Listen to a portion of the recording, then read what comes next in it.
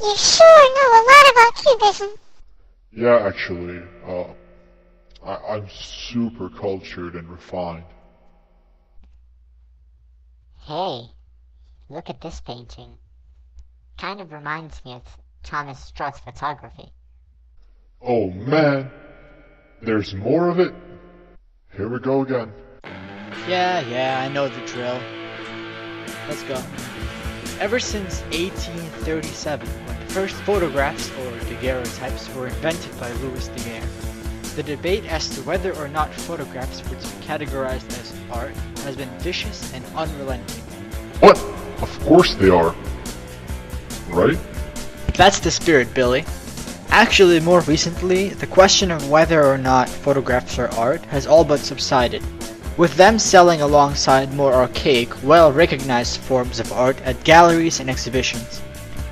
Now, unlike some other art forms, there are no fundamentally unbreakable stylistic tenets of photography. There is no one trait that will describe every photo.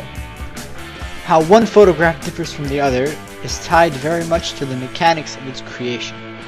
The three basic mechanical traits of a photo are the aperture, or the width of the lens receiving light, the shutter speed, or the amount of time that the lens is open for, and SLR, which designates the amount of light needed to create the picture itself.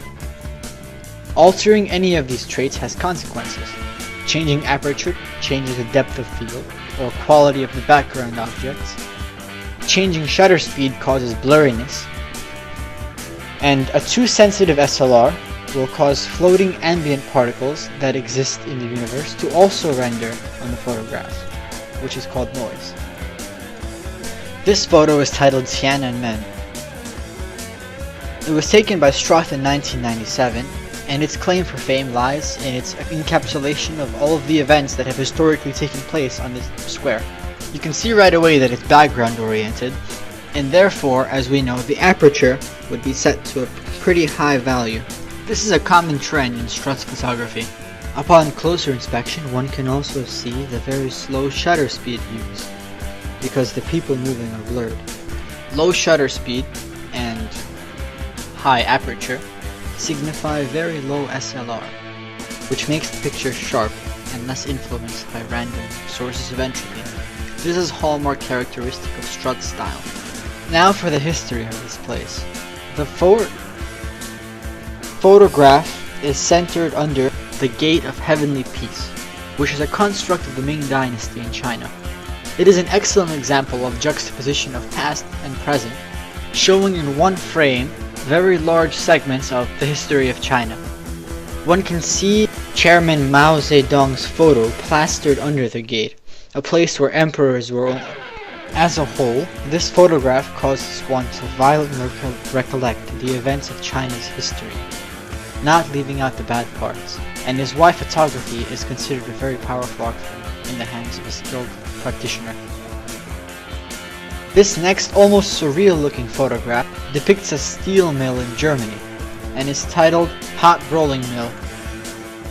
Extremely high detail in the background signifies very wide aperture. Lack of noise also tells us that the SLR was set to a low setting as well.